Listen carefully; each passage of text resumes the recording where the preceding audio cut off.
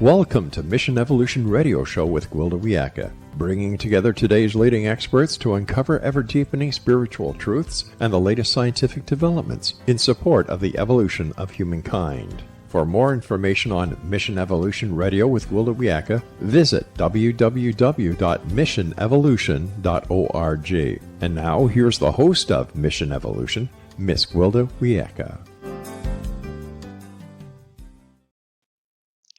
Many of us would love to do something outstanding with our lives, yet feel stuck and unable to do so. Do we have to stay stuck? What are the mental health myths that keep us stuck? Mission Evolution Radio TV show is coming to you around the world on the X-Zone Broadcast Network, xzbn.net. With us this hour to uncover these myths is Britt Frank. Britt is a clinician, educator, and trauma specialist. The author of The Science of Stuck and Align Your Mind, Britt received her BA from Duke University and her MSW from the University of Kansas, where she later became an award-winning adjunct professor. She's a somatic experience practitioner and a level 3 trained in the internal family systems therapeutic model. Britt was a primary therapist as a drug and school treatment center, an inpatient therapist at Children's Psychiatric Hospital, and now owns a private practice. Her website, brittfrank.com. Britt, thank you so much for coming on the show. Hi, thank you so much for having me on. Thank you. This is a wonderful topic. I'm really excited to delve into it a little bit. How did you first become interested in trauma? So I think for many people, we don't become interested in trauma as much as trauma finds us. And in our journey to understand ourselves, to heal, we learn things along the way. And for me, I was fascinated by the work. And the more I learned and the more I studied and applied this to my own life, the better things became. And I actually didn't come out of undergraduate fully intact as a therapist. I meandered around my life for quite a while, made a early 30s career flip, and I couldn't be more passionate to teach what I teach and to share what I now know. Well, I'm so glad you're doing it. Your bio states that among your other credentials, that you're a somatic experiencing practitioner. What is that? It's a mouthful. Somatic experiencing practitioner is a very lovely way of saying, as humans, we live in physical bodies, and often what we think are mindset issues are actually problems originating in the physical structure. And mental health shouldn't be called mental health, because a lot of what we call mental health is a result of our brain's survival adaptations showing up when perhaps they don't need to be. So somatic experiencing practitioner recognizes that we have brains and nervous systems and cells and organs, and consciousness does have to happen within these biological things we call bodies. Not all in the head, huh? Nope. If only. I could be a floating head, but we are not floating heads. We might look like it today, but we're not. Okay, so is this like, I know body language, and if a person takes on a position of being contracted, their experience will suddenly contract. Does that relate at all? It does. And somatic experiencing was pioneered by Dr. Peter Levine, and he has a very long, rich history of doing many things in the hard sciences, one of which was studying animals in the wild and trying to understand, why don't zebras get PTSD after being chased down by a lion? And as humans, what can we learn about how our bodies react from looking at different animals and how their biology is wired? And the basics of, when I'm feeling small and ashamed, I shrink, or if I'm feeling really proud, I expand. Those are the basics of somatic, which just means body, how our bodies encode and express and experience our worlds. I remember one time I saw a film, and there was a polar bear walking around on the ice, and he'd never seen people. He's clear up in the middle of nowhere, and a helicopter comes over to film him, and he flops down, goes into a full-blown seizure, then gets up and goes on about his business. What are we seeing there that humans don't do? Oh, it's so fat. They actually show that clip in somatic experiencing trainings as an example of how animals do not get trauma or PTSD. And so this shaking thing that you'll see in animals after they have a near death experience or just narrowly escaped a predator, they'll often start convulsing and then they get up and move about their day. Now, as humans, we actually do the same thing. And anyone who's ever almost been in a car accident knows you slam on your brakes, you narrowly miss rear ending, and then you start shaking. But what happens, because we're logical, conscious beings, is we come up with all of these stories as to, oh, I shouldn't be doing this, or there, I want to stop the thing, because shaking is a very unnatural looking way to process big emotions. And so we've sort of talked our way out of the basic survival responses that would enable us to more efficiently move through traumatic experiences. Yes, you see that in young children. They'll just shake when it's really traumatic. And yet the Yes, parents around them might be sitting very still, but they're almost locked down at the same time. Kids come out of it better than the adults until they learn not to shake, right? it's so true. So you mentioned becoming stuck. What do you mean by that? So my body of work, when I talk about stuck, I'm not talking about things like natural disaster or very large scale systemic things. You know, people who are experiencing an earthquake aren't stuck. They're going through a natural disaster.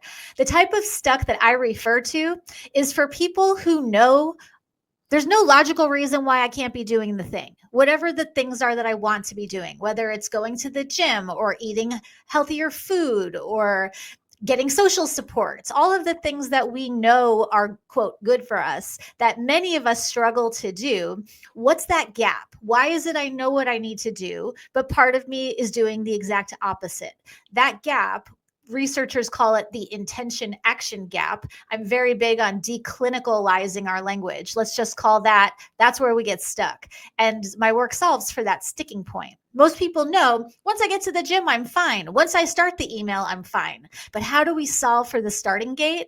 That's what I'm talking about when I talk about being stuck. So is there underlying trauma that puts us in that position? Oh, I love that question. Now, the word trauma has become a bit problematic because we have gone as a culture and in the mental health industry from never talking about trauma to this zeitgeist shift into everything is now trauma and every discomfort must be managed and every trigger must be avoided. And so even now as a trauma specialist, I'm hesitant to even use the word trauma because it's become kind of a watered down term. So rather than digging through what's the trauma that might be causing me to struggle with procrastination or with anxiety, I prefer to look at it rather as what happened and why. Let's switch that to what are my resources right now? What are my choices? And how do I move out of over-analysis and rumination into action? Because the opposite of stuck is not insight. The opposite of stuck is movement. So, if I'm hearing you right, where you're trying to come from a place of, micromanaging our past experience and thrashing it around to try to get to the point where we can move, when indeed it sounds like you're suggesting maybe a neurological reprogramming. In other words, don't you start butting up against the same neurological pathways when you get stuck? Are you saying try to have a different experience and then try to burn new neurological pathways around that? And I'm also mindful not to invalidate people who do have trauma, me being one of them. I have a fairly extensive personal trauma narrative stemming from childhood and onward through adulthood. So I'm certainly not saying that the things that happen to us don't impact us, but often the thing that keeps us stuck is this idea that if I understand why I'm stuck, that will get me moving. That will solve my problem. And that's just not true. There are lots of reasons that I was stuck in addiction, in my dysfunction. And I could very clearly tell you, well, I am stuck with this because of that. But we don't want to start with this analysis on the beginning of the journey. So I tell people the why, that matters, but let's shelve the why for later, because right now, as you said, we have these physiological responses, the fight, flight, freeze response, and we're not going to get anywhere by analyzing them. we get out of fight, flight, freeze by doing these somatic, these body-based types of things that help us to get momentum. And after we get rolling, if you still want to know why you're stuck, then we can analyze that and figure it out. Often people don't really need to know why. Once they feel better and are able to move forward, at that point, the why is secondary. It's so easy to get stuck in our trauma Mhm. stories too, isn't it? Yes, they're compelling.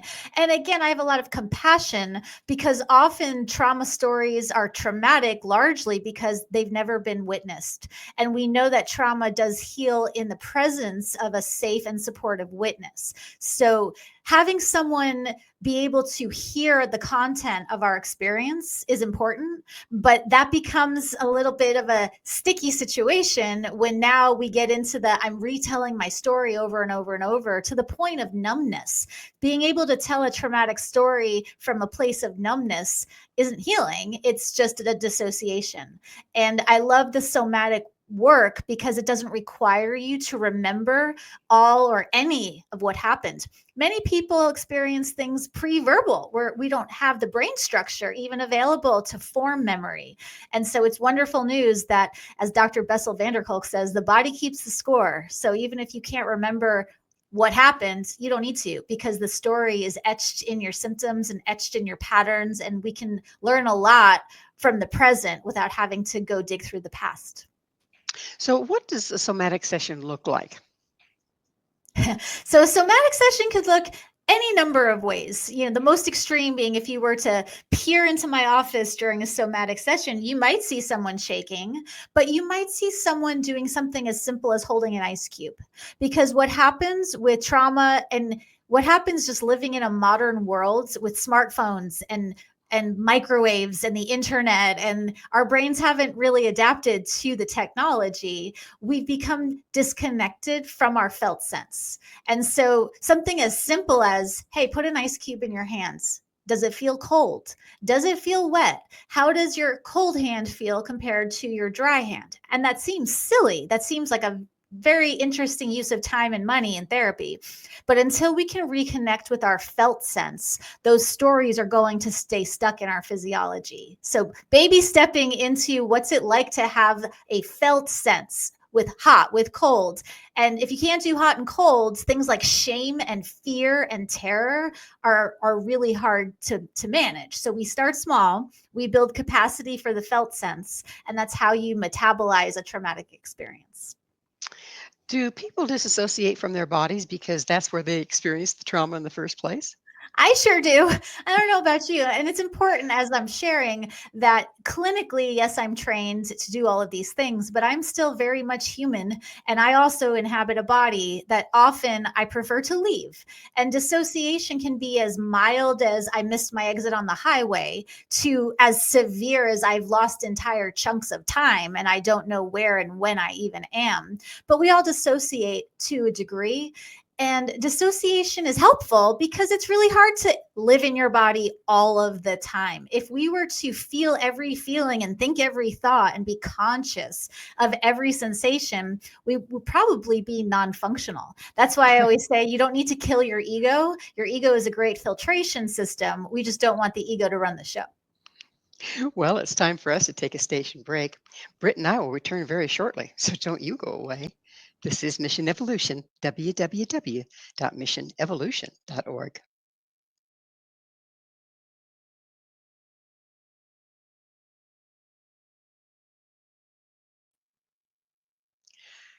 Are you stuck in the mud? With us this hour discussing possible cases of immobility is Britt Frank, the author of The Science of Stuck and Align Your Mind. Britt, we were talking about how so much seems to be anchored in the body, that we can process it mentally and emotionally, but it's still anchored in the body. And do we run across memories in the body when we start becoming present in our body? Do we run across those stories? Mm. It's so frustrating and terrifying if you don't, and you, I mean me, because I didn't understand that our bodies do hold memories, which is why understanding the origin of every trigger isn't necessary. I'll give you a really silly example just to highlight it. Let's say when I was a baby, I had a purple nursery. And let's say every night, this isn't true, I'm just making this up, but let's say every night my parents would come in the nursery and scream at each other. And every night they would just scream, scream, scream.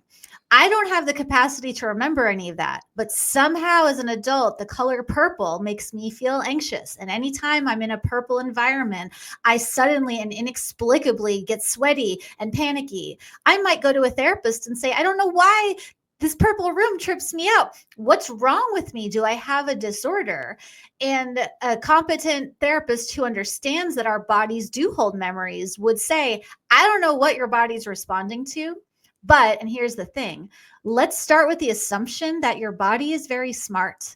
And even if we don't know why it's reacting, we're going to give your brain the benefit of the doubt and go, okay, something happened that's creating this reaction, but understanding the why it happened is less important than asking, what are my choices? Anywhere we're conscious of choice, our brains will be less reactive. Because if you were being chased by a lion, you wouldn't be, what are my options and how can I think? And again, it's not about decision fatigue. It's about what are my choices in this moment to help myself feel a little less unsafe or a little bit less activated, even if there's no logical reason why I am. Because our brains know what they're doing. They've been doing brain things as long as we've been here. And so I'm inclined, rather than to pathologize or to label things we don't understand as disorders, to rather call it a response. So I am very big on not calling things like anxiety or depression or even addiction disorders. I call them anxiety responses, depression responses, addictive responses, not to minimize their impact, but to reframe them as this did not happen out of nowhere. So instead of analyzing why, let's figure out what are our choices so we can heal, feel better, and move forward. So, sounds pretty basic, like stepping out of being a victim and finding a way to take action. Which, yes. And I remember early in my journey, I was so offended when a therapist said to me, you're very invested in this victim narrative. And I was, how dare you call me a victim? Yes, I had terrible things happen to me. And what I've since learned in my own therapy and as a practicing therapist, validating the reality of what happened to you and that you were victimized doesn't mean you're a victim. And those are two very different orientations. Victim means I have no choices, I have no power, there's nothing I can do about anything. Victimized means I had no choice about that, and I have no choice about what they're doing or what's happening over there. But I do have agency and autonomy in what I am willing and able to do right now. And I fought against that, but you can validate the reality of pain while still staying in an empowered, choice-based place. It's hugely important in this day and age, isn't it? Yes, it is. Yeah. So why do we get stuck, but why do we stay stuck? So I'm very big on, again, de-shaming this whole process. Again, I was a drug addict. I had eating disorders, OCD. My list of diagnoses was not short, and it's not like they're all gone. I don't struggle with them actively now for the most part. OCD still creeps up. But the thing about stuck that we don't talk about is that there are benefits to staying stuck. And without shaming ourselves or beating ourselves up, we want to approach stuckness like a business would approach their bottom line. You have to do a cost benefit analysis in the business world. Why not do the same thing? Well, what kind of benefit are you getting from being a drug addict? I'll speak for myself. Well, as long as I was addicted to drugs, that kept me very busy. And I didn't have to deal with certain realities that I wasn't willing to deal with. I wasn't having to deal with certain griefs that I wasn't willing to face. And so I'm not saying addiction is good. I'm saying it is functional. And understanding the function of a behavior is really helpful if we want to solve it and make that behavior irrelevant to our day-to-day. So if you understand the function, then you can decide a replacement possibly to start walking you out of it. That makes perfect sense to me. Sometimes it seems like we, particularly if we've had traumatic past, we tend to try to find the little ways that we have safe passage. Okay, particularly as children, we don't have that many resources. And then we create a place where we stay within the lines that we've drawn, that's safe passage. Is that another form of being stuck? As a child, it's not. So a child Right. who dissociates or who shuts down or just totally leaves their body, I would high five that kid and say, well done surviving your story. But Mhm. the things that enabled us to survive as children are the very things that keep us stuck as adults. If you don't risk relationship, if you never follow a passion project, if you don't do things, then you don't have to worry about failing at things. And you do stay within that safe passage. But that safe passage also eliminates the possibility of joy and wonder and awe and connection and marveling at things. And so, unfortunately, you can't block out everything, or you can't block out some things and not others. If you're going to block, you have to block everything. And that's my argument for why risking those things is unpleasant and uncomfortable, but well worth the effort. So that would be a form of OCD, wouldn't it? Staying in the same pattern, regardless if it's expedient or not. Exactly. And again, my OCD took the form of hair pulling, trichotillomania, which was this compulsion to just pull hair out of my head. It's a very, and again, why did my brain default to that instead of hand washing or counting or any of the other forms? I have no idea. And I'm okay. My brain decided that's what I needed. So fine. But it does keep you on a loop of there's no time or space to do anything or feel anything or think anything when you're on a repetitive loop. And so my mission is to help people befriend their own minds. We treat our minds like they're our enemies. I'm fighting this disease and I'm battling the scale. And well, what if instead of that, we looked at our brains as well-meaning, but perhaps unskilled helpers, and stopping the war in our own minds, because it can be very hostile to live inside these bodies, particularly if we're yelling at ourselves all day. You're not going to solve the problem of stuck by yelling at yourself. Shaming ourselves into healthy, happy lives does not work. Darn. I I'm know. good at shaming myself. Me too. So how can one tell if they're stuck? What are the symptoms? You gave a few: counting, pulling your hair. There's ways that we what all are the signs that, ooh, we're stuck and we're stuck in an OCD pattern? And again, not everyone has like clinical level OCD, but a good question to ask whether or not you're stuck is, well, how's your life working? What's your relationship like to food? Do you have a peaceful relationship with money? How are your social relationships? If we're willing to actually open up the hood and look underneath, it's not hard to figure out whether or not we're stuck. And when I hear people say, I'm not stuck, I'm fine, everything is fine, my answer is, okay, that's great. How true is that? Usually there's at least one area, even the most successful, high functioning people can identify as being stuck. That's why I like the word stuck, because it involves everybody. It's not just for people with trauma. It's not just for people with a mental health challenge. If you're a human with a pulse, likely you're going to get stuck somewhere at some point to some degree. And let's talk about these over creative, overachieving kind of people that are always moving forward, always got a project. That's a form of stuck too, it sounds like. Mm. It's a functional stuckness, and it's very validated because look at me. I'm doing great things in the world, and I work in my private practice with a lot of people who do wonderful things on behalf of the world and their companies and the people that work for them. But it's not enough to do well. We also want to be well. And sometimes all of that doing comes at the expense of our being. And it's not enough to do well. We want to actually feel okay at the end of the day, and feel at the end of the day like we're enough, like our contributions are valuable. Because what's the point of doing all of that good if you feel terrible at the end of every day? And so, yes, doing well is only half the story. We want to be well while doing well.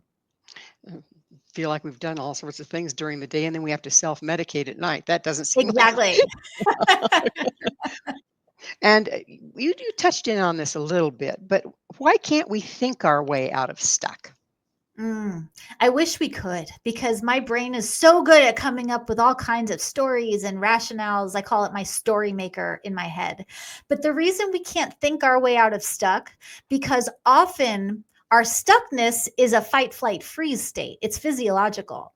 And so you can't think your way out of your body's states. That would be like if I were saying to you, why can't I just think my kitchen clean? You know, my kitchen's a mess and here's why it's a mess. And if I just think hard enough or chant my affirmations long enough, my kitchen will get clean. Now, I'm very pro affirmation, but you can talk about, think about, pray about, ruminate about the kitchen all day.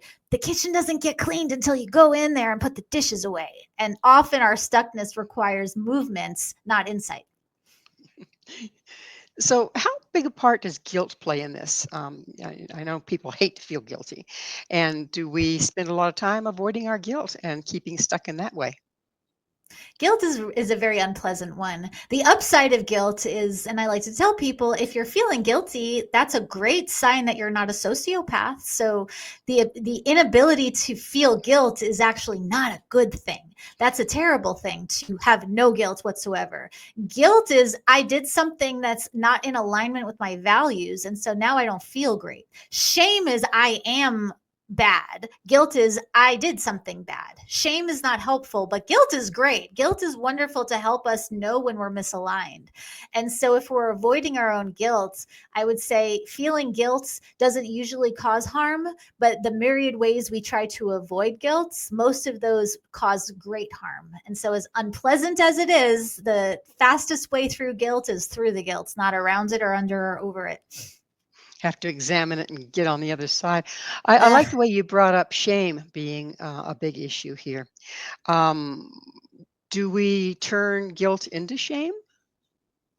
I think shame and guilt often get equated with each other, and that stems back often to childhood, when shame on you, and it's very hard to differentiate I did something wrong from I am something wrong. You My bad boy kind of mistakes, stuff. Mhm. bad boy, bad, right, the good girl, bad, and we're taught as children to divide the world into the good guys and the bad guys. And if you look at children's, I was a play therapist when I started my career, and if you look at children's games and stories, there's the good guys that do the good thing and the bad guys that do the bad thing. And so it's very confusing for children when they do something wrong to go, well, if there's good guys and bad guys and I did something bad, that must mean I'm a bad guy. And so it's important, especially with little humans, to let them know there's complexity, and good people can do bad things and bad people can do good things. And inside all of us is the capacity for good and bad. And our job is to manage it, not to identify with one side or the other.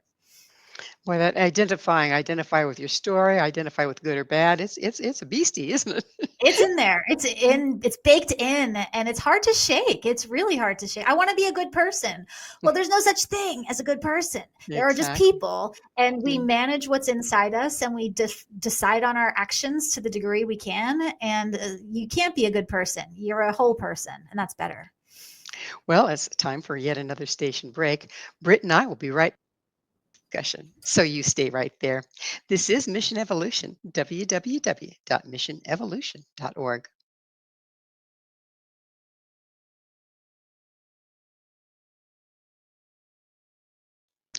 What are the hidden results of trauma? This is Mission Evolution, missionevolution.org. With us discussing moving beyond trauma is Britt Frank. Her website, brittfrank.com. Britt, when a person has trauma and then they think, okay, I'm beyond it, I'm going on about my business, but things aren't exactly the same as they were before. How can we tell that we indeed do need a little bit of help to come back to who we were?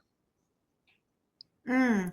I think the missing piece to the trauma conversation that is so important is grief, and the importance of understanding what it means to grieve, because you can't go back to who you were before. I know there's a saying, I don't know who to attribute it to, is that you can't step in the same river twice.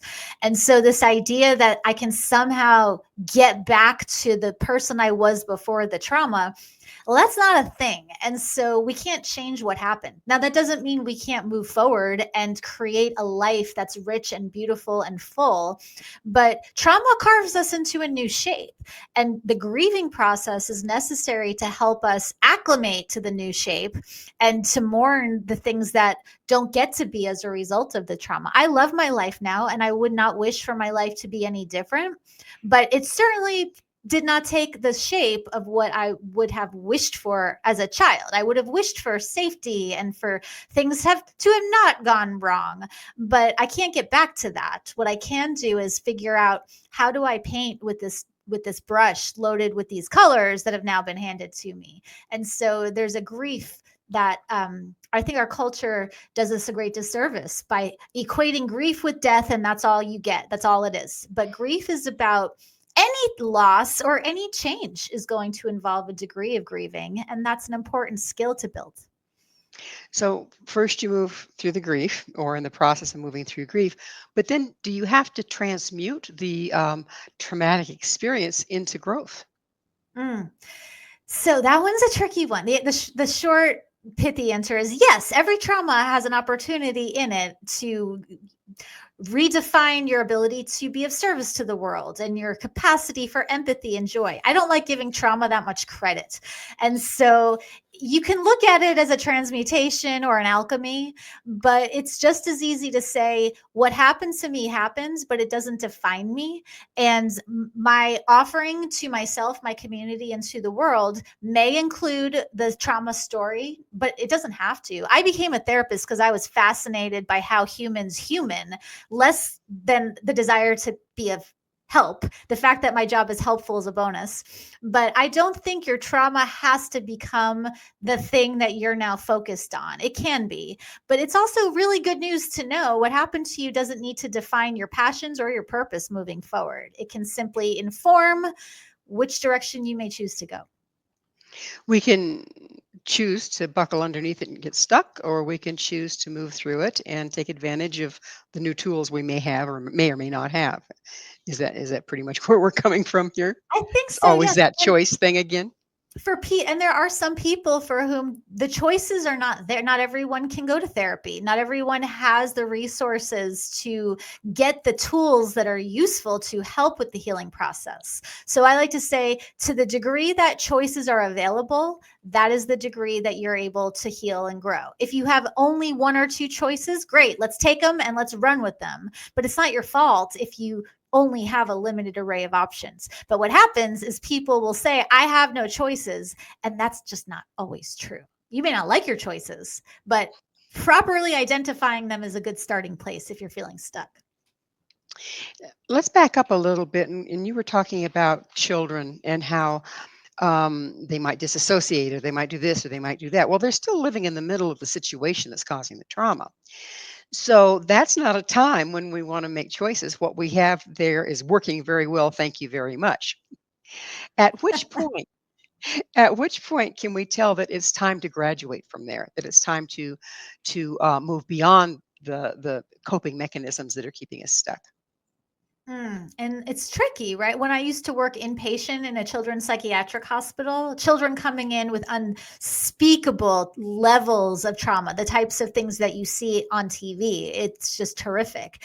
There's nothing I'm going to do to enable them to cope with or process or get through that story. Like you said, if it's still happening, it's not PTSD until it's post.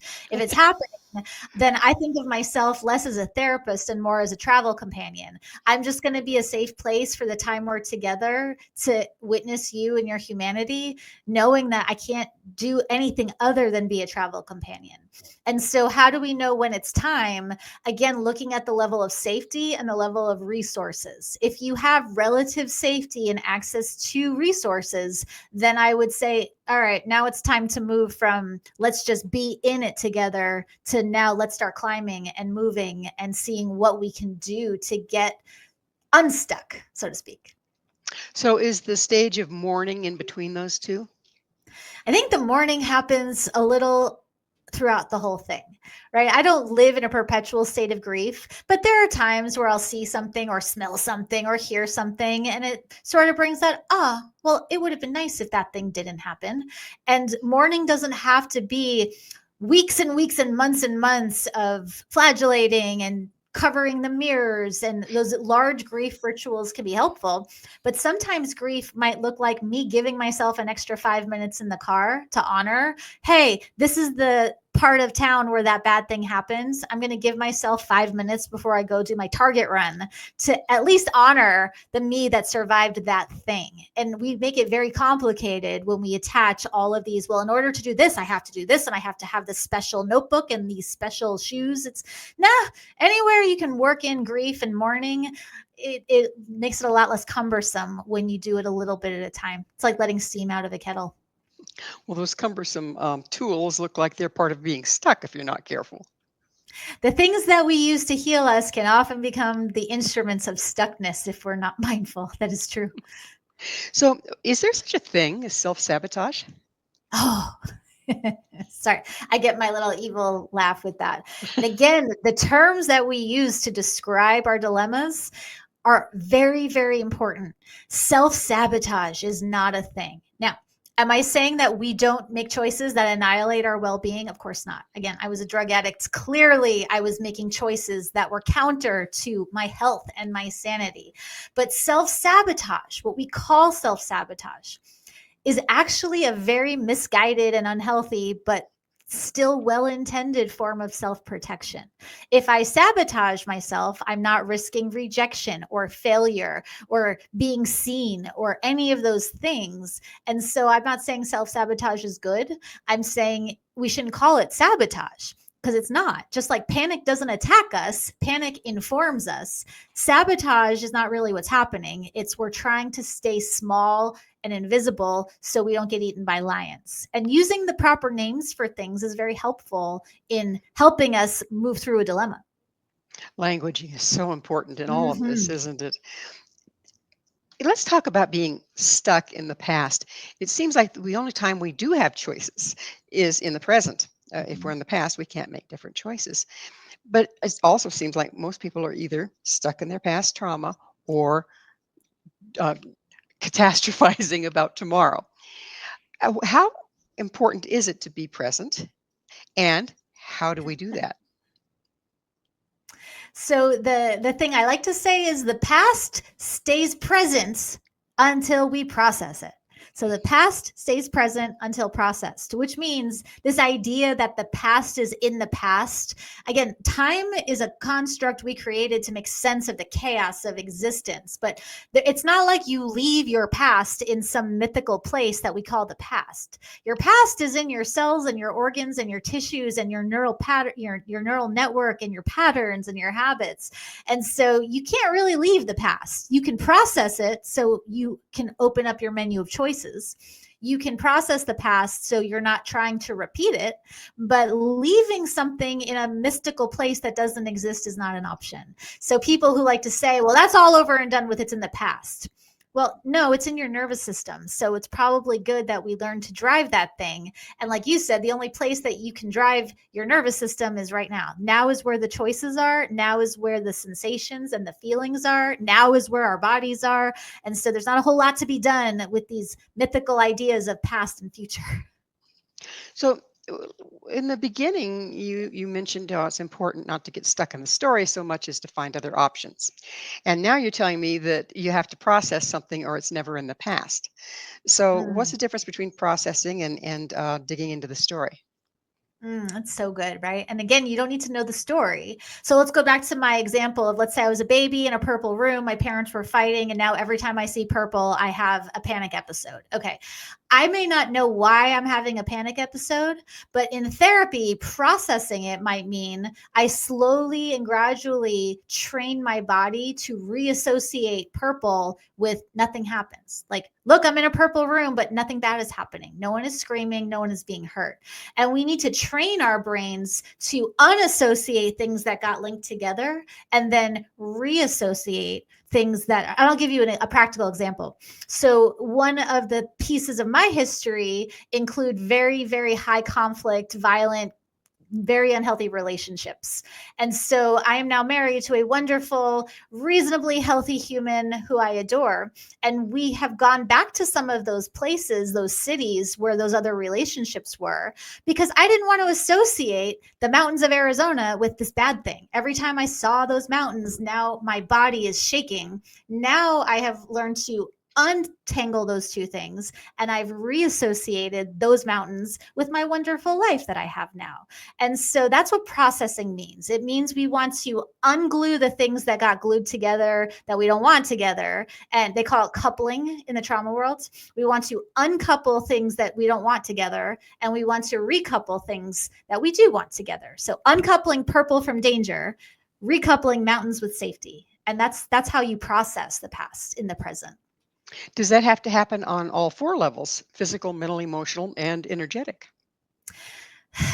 I mean, I know the right answer is yes, but I think sometimes those other things aren't available. Going back to the purple example, I might not have any idea emotionally or mentally what happens. So energetically, I think I can feel what's happening in my body, and physically, I think it's ideal to process on all levels. But if you don't have access to the sensations in your body, then let's start with the energetics. If you don't have access to the energy, let's start with your mindset. And so we want to start with what's available with the goal of expanding that so we can process it on every level. Have you ever seen anybody be able to do that on all 4 levels? No, I certainly haven't. Well, not all at once at the same time indefinitely. There are times where I'm not tripped out in any way by anything. And there are times when the littlest things are tripping all my wires. So I think there's a degree of grace for your human experience to know that having peace of mind on all 4 levels is available. Probably in psychedelic induced states, that's available. But in our general day-to-day humaning, I wouldn't have that expectation of myself or anyone else. I would go with, can we get 51% of this done? If we can stay at 51%, we're going to call that a win.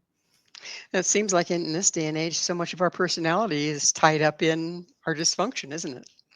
And that's a big problem because we know as humans that we want that social connection. And often you'll find a great deal of company when your social connection is clustered around something bad. And like addiction in the 12-step rooms, when I stopped identifying as an addict, because I don't subscribe to that particular model, I wasn't welcome in those rooms anymore. And suddenly, because I no longer identified with the problem, I lost all my people. There And you so go. that is one of the unfortunate things. It's time for us to take another station break, but stick with us.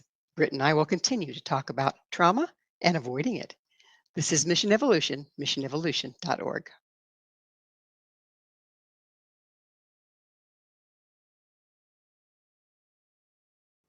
Does anxiety drive your life? This is Mission Evolution, missionevolution.org. We're continuing our discussion with Britt Frank. Her website, brittfrank.com. Britt, does anxiety drive us? And how much does it? Why do so many people suffer from anxiety? So, I love this topic so much. When, anxiety is the most commonly diagnosed mental illness in this country, when 40 million Americans are identifying with an anxiety, quote, disorder, you have to ask, is it that 40 million of us are now have this incurable thing that we have to manage for the rest of our lives? Or perhaps is our understanding of anxiety in need of an update? And my argument as a trained clinician is what we call mental illness is often a body response. And even more often, that body response makes a lot of sense. If someone comes to me and says, I have diagnosed myself from the internet with an anxiety disorder, I would start with, are you getting sleep? How much coffee are you drinking? How much time are you spending on social media versus outside in nature? When was the last time you ate anything resembling a full meal versus just running around grabbing snacks? And so I think it's important to name that there are lots of problems in the world. But when we say that anxiety is a disorder, I'm not saying it's not problematic. Yes, of course, it's a problem. I've had it my whole life and we need to manage it. And often we need help from every available resource to manage it. But I don't think of anxiety as a disorder as much as the alarm system of the brain.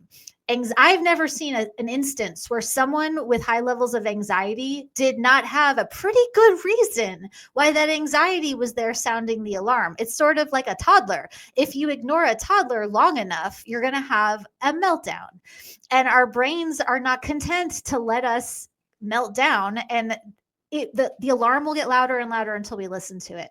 And as much as we want to not know what we know and not have to do the things that we know we have to do, anxiety is a sign that something is off and needs our attention. It's like a smoke alarm. You don't want to disable the smoke alarm because you need it to tell you if there's a fire. Anxiety is the smoke alarm of the brain. I don't like it either, but it is necessary. And I do not look at it as a disorder.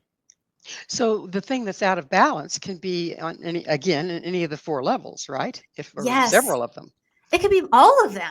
Mhm. And anxiety is a sign that there's an injury. And so, if you think of leprosy, when people think of leprosy, sort of the biblical idea of leprosy is these disfigured people. What leprosy does is it deactivates your nerves so you don't have any pain signals. And if we don't have pain, how are we going to know if a knife is sharp or if a stove is hot? We actually need those pain receptors to tell us, hey, stop doing that. That's bad for you. Anxiety is one of those things that if we didn't have it, we would be endlessly in dangerous situations with dangerous people, having no sense of, hey, maybe don't go left here, maybe turn right there, maybe don't walk off that cliff. And so as much as I don't like it, anxiety is our partner in healing. It is not the enemy of our healing. We have to work with it and learn to understand it and decode it because it is trying to help us. If we see it as a message instead of an enemy, I worked with a lady one time, and she just kept having anxiety about her health, and she just felt something's wrong, but she seemed perfectly healthy until she was diagnosed with breast cancer. Um, is that an example of how our anxiety is really trying to show us something is wrong when we can't necessarily lay our finger on it? It's yes, and it's tricky, right? Because for that woman, her anxiety about her health was in fact tied to a health problem. But sometimes I used to have a hypochondria and I would obsess over what is this health concerned, but what was actually wrong were my relationships, and I didn't want to look at my relationships. So my health anxiety, the anxiety was right, the object I attached it to was not actually my health. And so it's important to validate that yes, anxiety is a message, but it's not always what you think it is, and it's not always about what we think it's about, which makes it a little sticky. In that example, it sounds like we can use anxiety as a distraction from what really is the issue. Exactly. Or certainly the symptoms, which are terrifying and can be medically dangerous in some cases. But anxiety is the roadmap that leads us out of being stuck. And we'll take that anxiety and then say, this is why I'm stuck. I'm stuck because I'm anxious. It's like, well, not really. Your anxiety You're is anxious because you're stuck. exactly. And then it becomes a loop. And so anxiety is necessary as an indicator light, but the light isn't the problem. If my check engine light came on, I'm not going to go to a mechanic and say, I have check engine light disorder because see, the light's on, therefore I have a disorder. It's the light's on, help me figure out what's going on with my car because I don't speak mechanics. That is not my language. I just got this mental image of your shop when you go in and say that. Here's a real wingnut. Can one be suffering from long-term anxiety and not really even know it? Absolutely. Anxiety can take the form of workaholism. It can take the form as procrastination. It can take the form of depression. Anxiety is one of those shape-shifting types of things. I mean, anxiety at its basics is an activated nervous system. So if we're going with the car metaphor, it's a car with too much gas. Depression is a car with too much brake. But sometimes anxiety will shapeshift and show up in lots of different ways. And again, if we get quiet enough to go inside and actually ask ourselves, so what's going on in here? Not everyone can say, this is why I'm anxious, but we can all say, I wonder what this anxiety might be trying to tell me. And that's an important question. And assuming it's on our side and it's not, when we think the enemy of our well-being lives inside our heads, then there's no escape. And that creates a cycle of chemicals and hormones and things that we don't want, which make us feel worse. We have to start with the assumption that I don't know what's going on. I may not know why, but my brain is on my side and it's trying to help me. Trying to tell me something. What is it? Mm-hmm. How can a person tell if they suffer from anxiety? How can a person tell if they suffer from anxiety? Again, I would go back to how's your relationship with sleep, with food, with money, with intimacy, and with pleasure and play. If often, if anxiety is present, play is the first thing that gets obliterated. And play, children know this. As adults, we untrain it from ourselves. Play is one of the fastest ways to rewire our brains. So we know to learn something, we either have to repeat it 20, 30 times, or if it's in the context of play, I think that number goes down to like 6. And so the capacity for play and delight and pleasure usually goes up as our anxiety goes down. So I would start with, when was the last time you danced or sang or felt silly or were playful? And if the answer is, if you have to think that hard, it's been too long. And so play is very uncomfortable for adults, but it's one of the most powerful anti-anxiety medicines available. So it sounds like play engages motion and the body. It goes back to the somatic stuff. Exactly. And so when I had my kids practice, when I had adults who struggled with anxiety, I would bring them into my kids' office and we would do really silly things, play catch, get in the sandbox and move little objects around. But like you said, when you're engaging your tactile sense and your visual sense and you're moving, that's telling your brain, hey, there's no lion, so we can bring it down a few notches. And so play does a lot of jobs on our behalf. It is not a waste of time. It's not recreational, and it's certainly not just for children. It's for anyone with a brain and a pulse. Well, Britt, it's the time in the show when I get to ask you, what's your mission? My mission is to take the enemy out of our own heads, and so we can make friends with our minds. It's a fascinating world in there. And when you make friends with all the parts of yourself, you'll realize that not only are you not alone, you never have been and you never will be. Do you feel that that's our connecting point with others as well? I do. I think you don't need to know yourself to connect with others. I mean, babies can connect and they don't have the capacity to self-reflect. But I think the degree to which we understand ourselves is the degree to which then I know which types of people might be ideal for me and which types of people might be less than ideal for me. And so the more that we make friends with the different parts of our minds, the more choices that we can tee up. And as we know, the presence of choices equals the reduction of activation and anxiety and trauma and all those things we don't want. So how important is gratitude in all of this? I'm not anti-gratitude, but I think that gratitude, when it's coded as I have to give thanks outwards for things, can take us away from ourselves. So I think a gratitude practice that fails to include yourself and even your biology. I'm grateful that my stomach digested the sandwich I had for lunch so I could speak with you today. I'm grateful for my feet that were able to bring me into my office today. And so a gratitude practice that fails to include yourself, both your mind and your body, I would say is incomplete. I'm totally with you. It's always has to start within, doesn't it? Mm-hmm. So how can we evolve the way we deal with anxiety and being stuck? The language is, I think, the first line intervention, right? Panic doesn't attack, panic informs. And so if you're saying to yourself, I'm having an anxiety attack, your brain's going to hear the word attack, take that literally, and then shut you down to conserve your life functions, because our brains are very wise, but they're also quite literal. And so we want to take this war language out of it. I'm not battling anything. I'm experiencing some conflict and turbulence and some misunderstandings inside my own head. But taking this language of battle and attacking off the table and getting really specific. What am I experiencing? What am I sensing on the inside? What are my choices on the outside? That will get us a lot further than yelling and beating ourselves up for our brains doing what brains are supposed to do, which is keep us alive. And where do our emotions fit in this? So I say emotions are body sensations with little stories attached to them. And so if I'm feeling a racing heart and sweaty palms and a tight stomach, that's information. Now, if I'm about to go run a marathon, the emotion might be excitement. Excitement is all of those body sensations with a story of I'm about to do a race that I've been training for. But I could take that same exact set of sensations, racing heart, sweaty palms, clenched stomach. And if I'm about to have a hard conversation with someone I care about, I might code that emotion as fear. And so emotions require us to go, what are the body sensations and what's the story? Sometimes our stories are inaccurate, but not always. I might legitimately be feeling fear about that conversation. And so understanding our emotions starts with understanding that emotions are body sensations plus story. First, let's check on that, make sure that checks out. And then after that, it goes back to choice.